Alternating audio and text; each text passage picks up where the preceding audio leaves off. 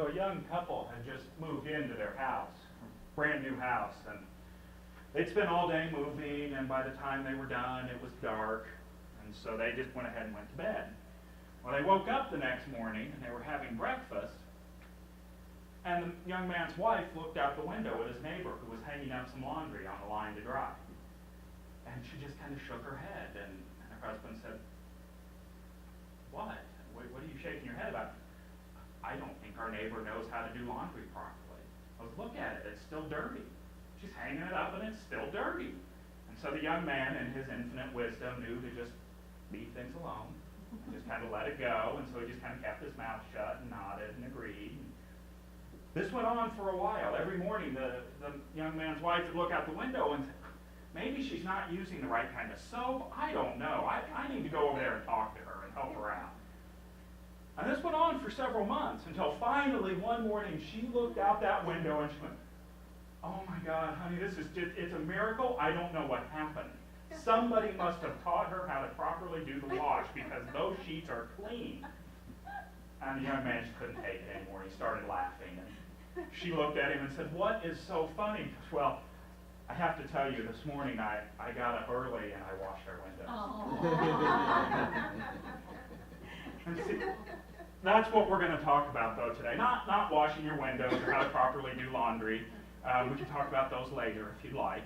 But no, we're going to talk about how our subconscious mind acts as the window for our soul, and how our subconscious mind is the lens through which we see the presence of God in the world around us. You see, Charles Fillmore wrote about 3 different phases of mind. And he wrote that each one of these phases of mind is present within all of us at any given moment. You see, we have our superconscious mind. And our superconscious mind is the mind of God. This is where our divine ideas come from. This is where we see the world as whole and perfect with no separation. So our divine ideas are flowing from this superconscious mind. And so we get the idea, but then it hits our subconscious mind. And our subconscious mind is built up of everything that we've seen, everything that we've done, everything that we've encountered, and that begins to filter the divine idea from God until it gets over here to our conscious mind where it expresses in the world around us. Not as the perfect divine idea, but as the filtered divine idea through the way we've seen it. So to kind of give you an example of how this works, we get a divine idea over here that we're whole and perfect, that we are a child of God. And as it makes its way down, all of a sudden we start remembering, well, that time that something didn't go the way I thought it was going to. We remember that time that somebody told me, maybe I didn't fit in here. And so by the time it manifests in our life in front of us, we maybe don't feel like the whole and perfect child of God that we originally knew that we were. So our subconscious mind acts as a filter for us. It's constantly filtering what we see around us. And the connection between the superconscious mind and the subconscious mind, well, that's established from within. We establish that connection through meditation, by going into the silence, by speaking words of wisdom, of words of praise. But that memory mind, that subconscious mind, in the words of Charles Fillmore, the subconscious mind is memory crystallized into function and form. You see, that subconscious mind is the storehouse of our past thoughts. It's the storehouse of our past experiences, the storehouse of our past habits. And so the work of overcoming the truth of what we are, of what we believe to ourselves, largely happens in this subconscious mind. It's through changing the subconscious that we are able to get more of the fullness of God in our lives. So that's where we're going to spend the majority of our time today, is in dealing with that subconscious mind. And the interesting thing about the subconscious mind is that it's something that we create. It's unique to each one of us. And so because of this, it helps inform who we are. It works as a filter for how we see God in the world around us. So the interesting thing about that is that if I replaced my filter with any one of yours, what we would actually wind up with is a copy of you. There'd be someone standing up here who looks at the world the way you do, who sees God in the world the way you do. Because our subconscious mind is constantly informing how we see the world around us. It's sort of like in that film Men in Black. Have you seen Men in Black? Some of you have. Where they've got those little neuralizer things and they can erase their subconscious mind and they tell them what they really saw. If I was able to erase your subconscious mind and put in the truth of what you are, it would change how you saw God in the world. You wouldn't be yourself anymore. You'd be what I created you to be. Now, the fun part about the subconscious mind is we get to change it. We get to have control over this. We can change how we're seeing things in the world. And the interesting thing about this is that science has actually found out that this is true. This happens. See, in the mid-1990s, scientists discovered that we have these things in our brain called mirror neurons.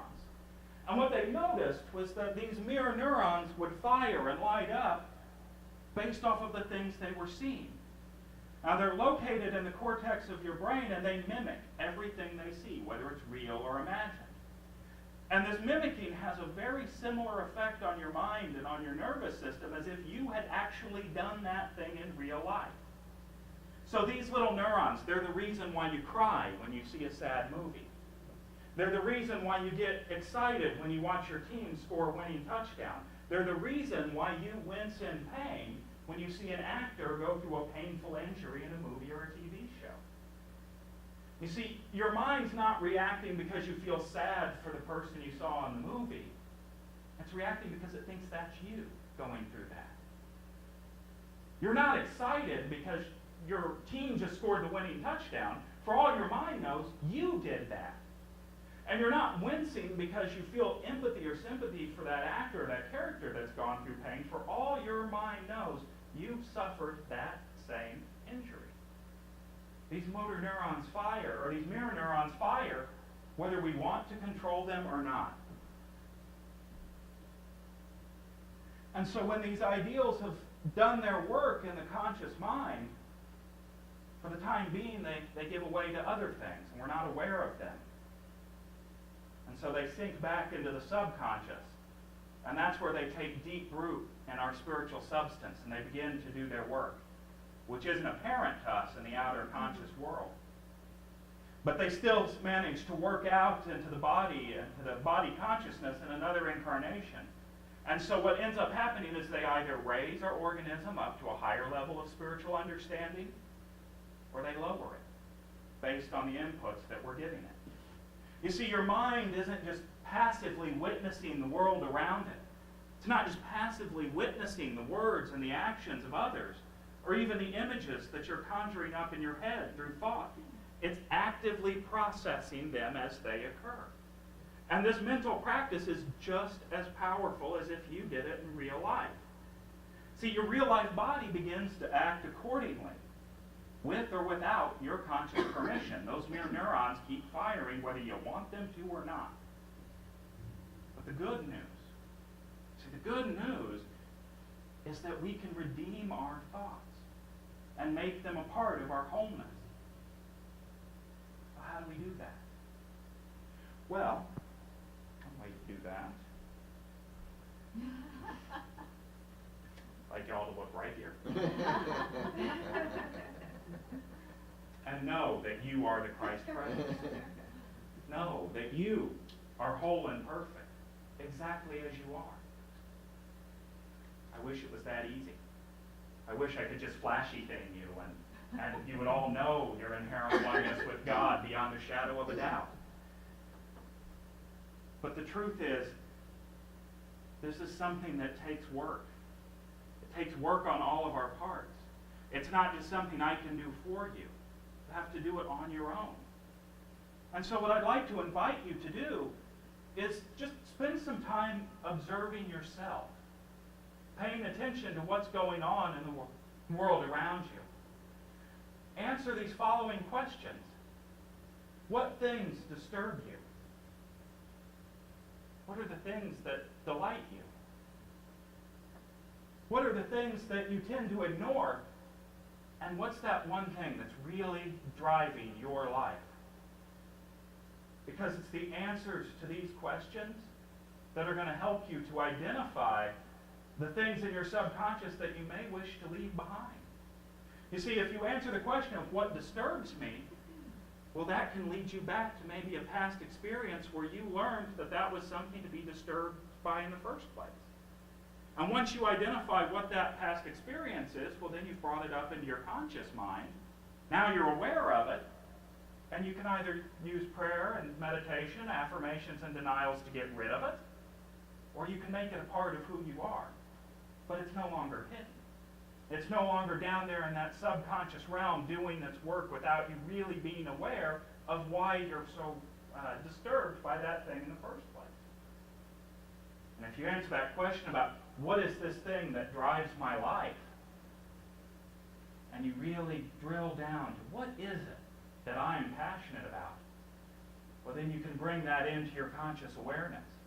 And once that's in your conscious awareness, you start seeing examples of it all around you in front of you. You start looking for the presence of God, knowing the wholeness and perfectness of the world around you, knowing that you are the Christ in any situation and you are enough to handle it.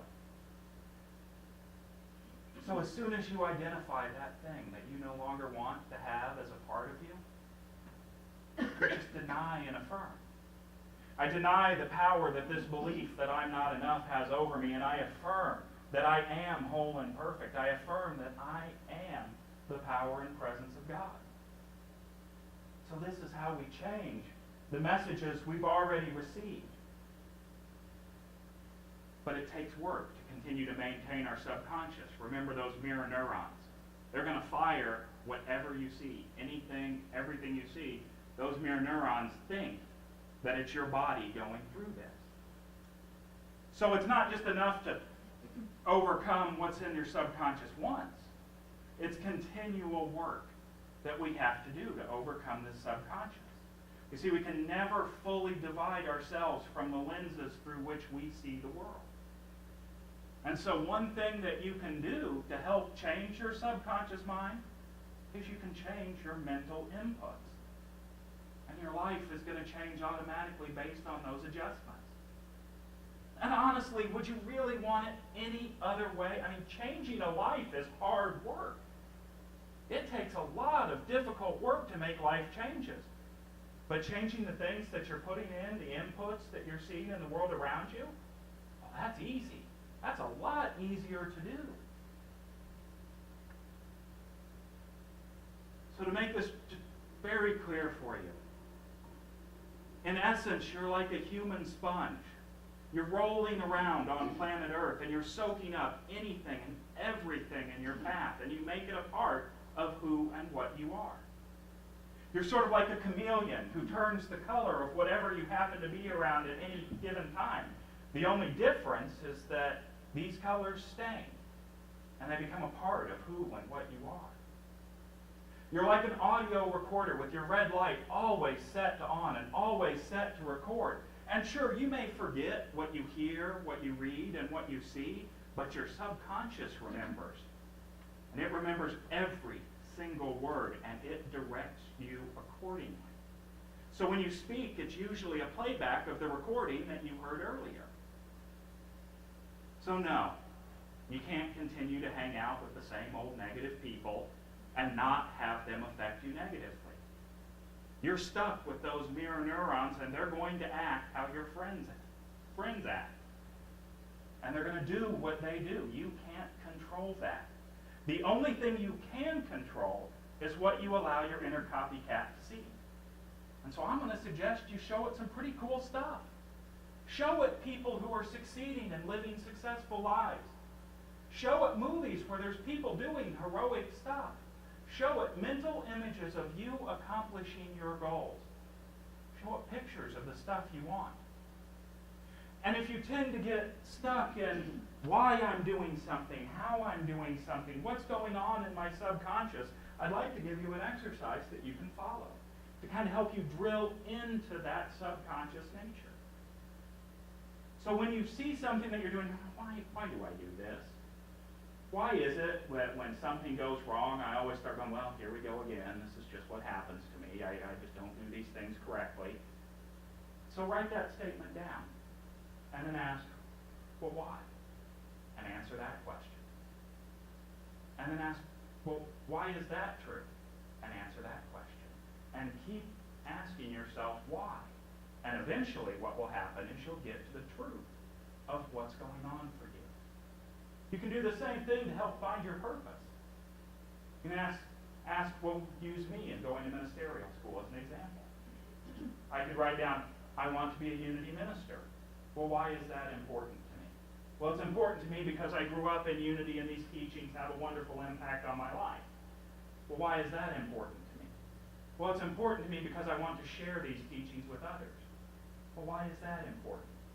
And you keep asking the why until eventually you get to the truth of the matter. And for me, the truth of the matter is I have a great love of unity. I have a great love of the teachings of Charles Fillmore. A great love of looking at the wisdom that we find in the Bible, the wisdom from Jesus, and reframing it in a way that makes sense to me now, in this day. That's the why for me. I can't tell you the why for you. It's a very powerful exercise to help you figure out what drives you. And when you figure out what helps drive you and why you do the things you do, then you can begin to make those changes on the subconscious level. You can begin to move into a place of wholeness, a place of knowing that you are one with God in this and in every circumstance. And so take control of your personal environment and guard your eyes with your life, because they are truly the windows to your soul, and you truly are what you see.